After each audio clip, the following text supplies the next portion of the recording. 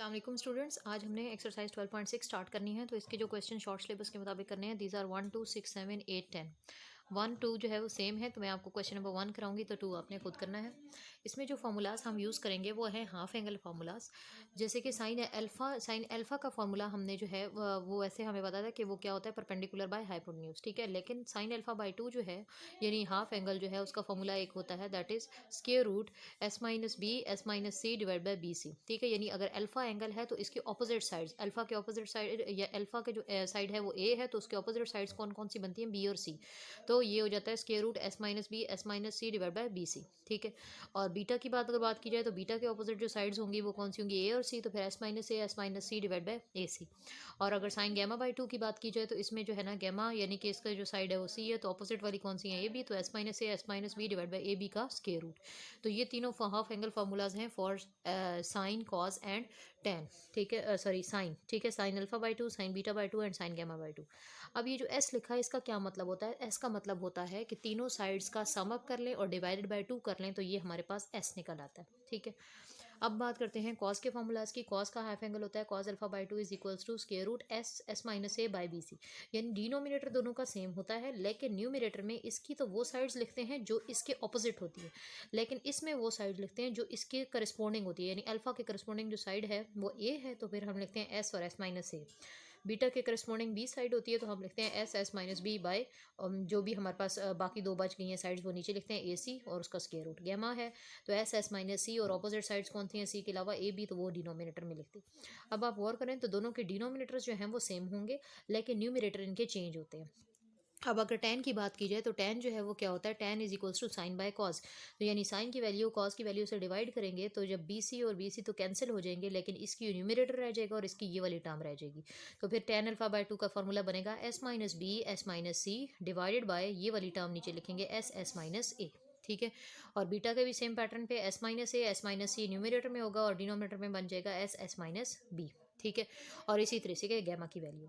अच्छा, कॉज जो half angle formulas है ना, इनको भी यूज़ करके हम लोग साइड्स निकाल सकते हैं। अब हमारे पास जो क्वेश्चन गिवन है ना 1 और 2, उनमें गिवन है 3 साइड्स। तो हमने 3 साइड्स के लिए पहले डिस्कस किया था कि अगर 3 साइड्स गिवन हों तो हम लोग को लॉ ऑफ कोसाइन अब इस्तेमाल करते हैं। लॉ ऑफ कोसाइन क्या था, ये जो मैंने लिखा हुआ है ये लॉ था, A square is equals to B square plus C square minus 2 BC cos alpha, ये लॉ था। ठीक है, तो ये लॉ जो है ना, इसी में से मैंने कॉज अल्फा की वैल्यू निकाली है, that is b square plus C square minus a square divide by 2 BC।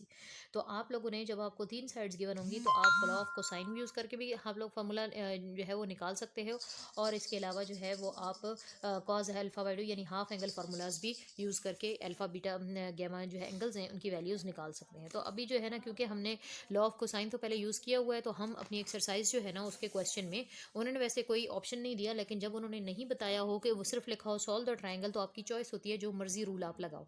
लेकिन क्योंकि हमने लॉ ऑफ कोसाइन पहले किया हुआ है, तो हम इसमें लॉ ऑफ ये जो है ना हाफ एंगल फार्मूलाज, ये जो है वो उनके मुताबिक इस क्वेश्चन को करेंगे। ए बी सी यानी 3 साइड्स गिवन है, लॉ ऑफ कोसाइन से हो सकता है, लेकिन हम जो है हाफ एंगल फार्मूलाज से करते हैं।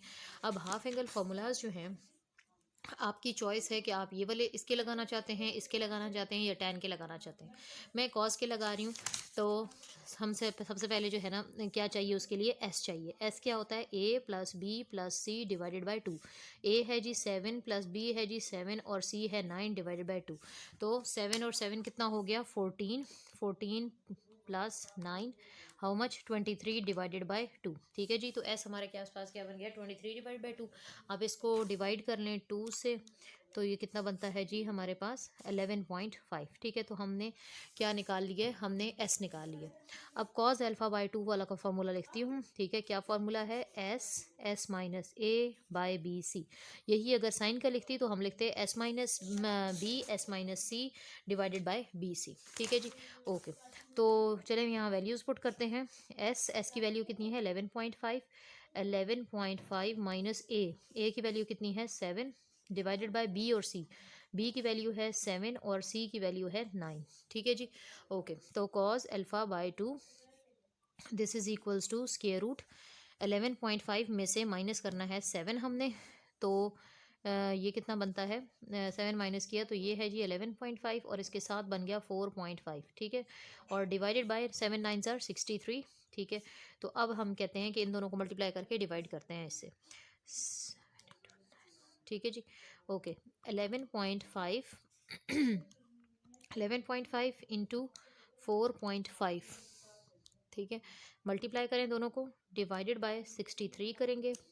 ओके, तो ये बनेगा हमारे पास 0.8214, ठीक है, 0.8214, यानी कि कॉज अल्फा बाई 2 की ये वैल्यू है और इसका स्क्वायर रूट, ठीक है। तो साथ ही हम इसका स्क्वायर रूट ले लेते हैं। Square root of answer is equals to how much, this is 0.9063, ठीक है।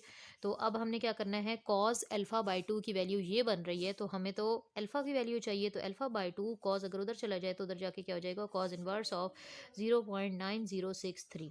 तो कॉज इनवर्स जो है अगर हम ले इसका, तो शिफ्ट दबा के आप कॉज दबाएं आंसर का, तो ये हो जाएगा हमारे पास हाउ मच, 24 पॉइंट ये।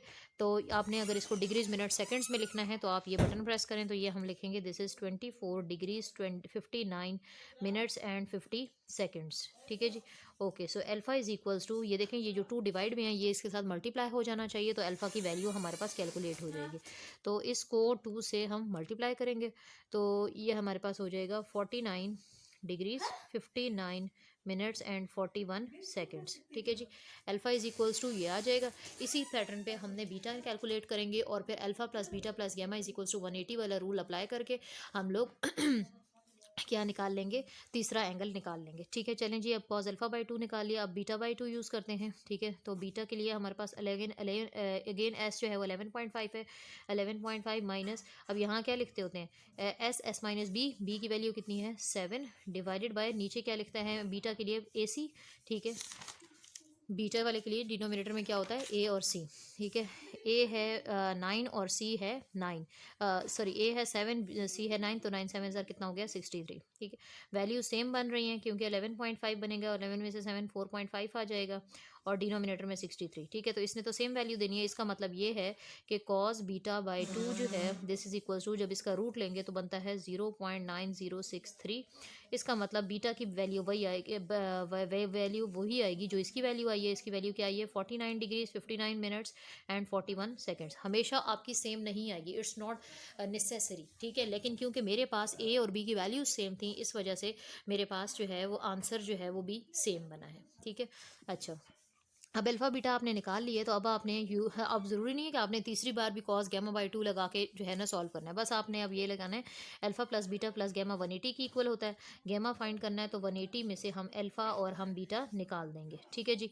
ओके, तो ये है हमारे पास, हम लिखते हैं 180 में से निकालना है 180 माइनस 180 डिग्रीज माइनस क्या है 49 डिग्रीज 59 मिनट्स 41 सेकेंड्स, ठीक है, माइनस 49, दोबारा भी वो भी दूसरा भी यही है 59 49 डिग्रीज 59 मिनट्स एंड 41 सेकेंड्स, ठीक है जी।